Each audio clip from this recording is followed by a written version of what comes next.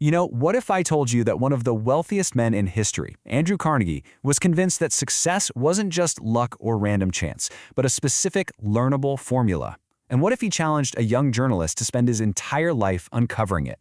Well, that is exactly what happened, and the result was one of the most powerful and influential books ever written, Napoleon Hill's Think and Grow Rich. So today, we're going to dive into the incredible secret he found.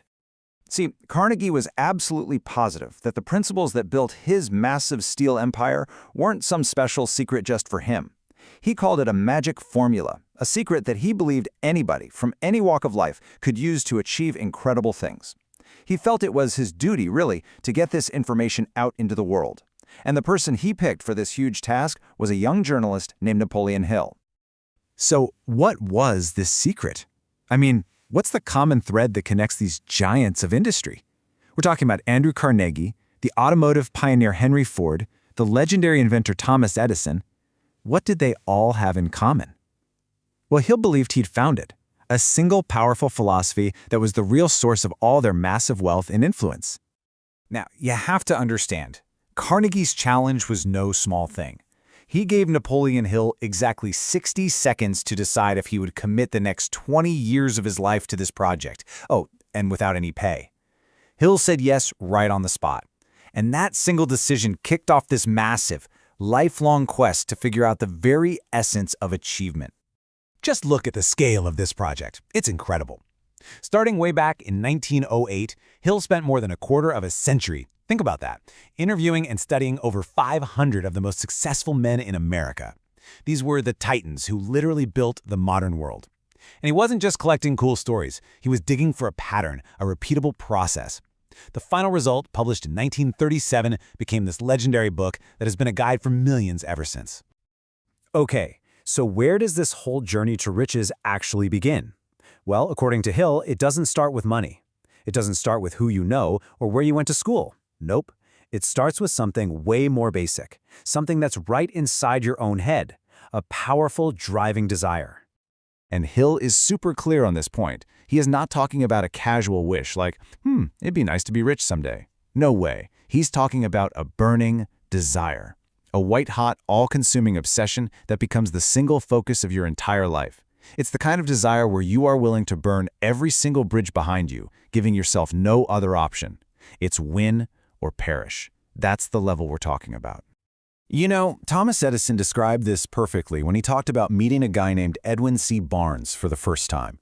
Barnes just showed up, no money, no connections, nothing, except this burning desire to go into business with Edison, not just work for him. And Edison said he could see that unbreakable determination right in the guy's eyes. He gave him a low-level job, and guess what? Years later, Barnes had literally thought his way into a partnership with the world's greatest inventor and made millions. It's an amazing story.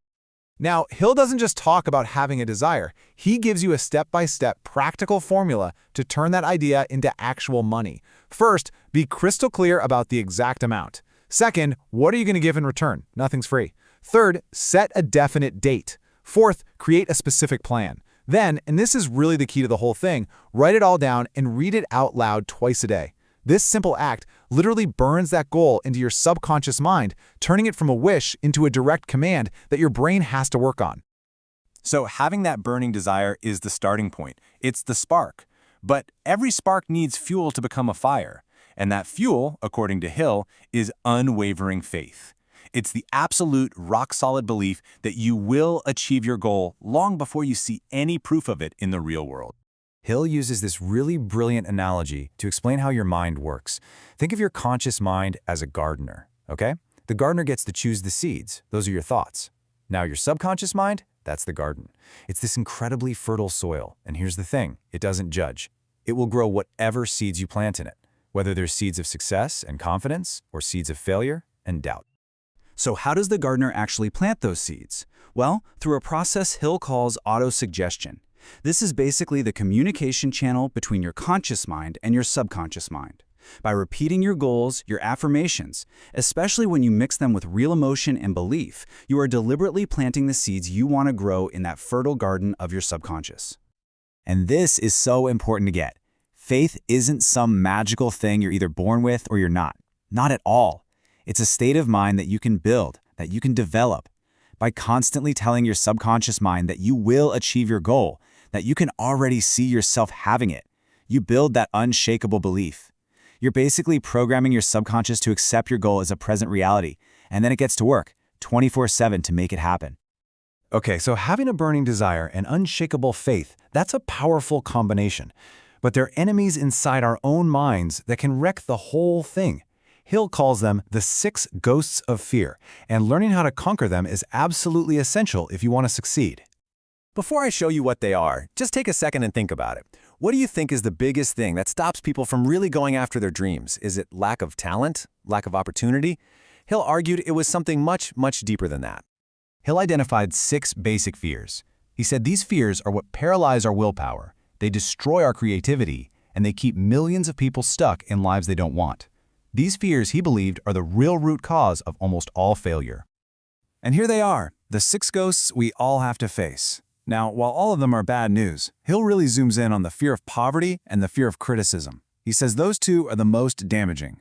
The fear of being poor can just kill your ambition before you even get started. And the fear of what other people will think or say, oh man, that one causes millions of people to just give up on their dreams and settle. Mastering these fears is not optional, it's a requirement. All right, so how does this all fit together? When you start to connect the dots, desire, faith, and beating your fears, you start to see what Andrew Carnegie's big secret really is. So yeah, the secret isn't some magic password or a get-rich-quick gimmick. The secret is the entire philosophy. It's about mastering and applying all of these principles together, day in and day out. It's about taking charge of the one thing in the entire universe you have total control over, your own thoughts, and aiming them like a laser beam at one specific goal. This one quote pretty much sums up the entire book. Everything you see in the world, every great fortune, every invention, started as just an idea, a thought. The only limit on what you can achieve is the limit you put on your own mind. And faith? Faith is the tool you use to smash those limits to pieces. And that really leaves us with one last powerful idea to think about. The life you're living right now, your job, your bank account, your relationships, is a direct reflection of the thoughts you've allowed to dominate your mind up until this point. The principles in Think and Grow Rich are basically an architect's blueprint for designing your own life. So the only real question left is, what kind of world are you going to build next?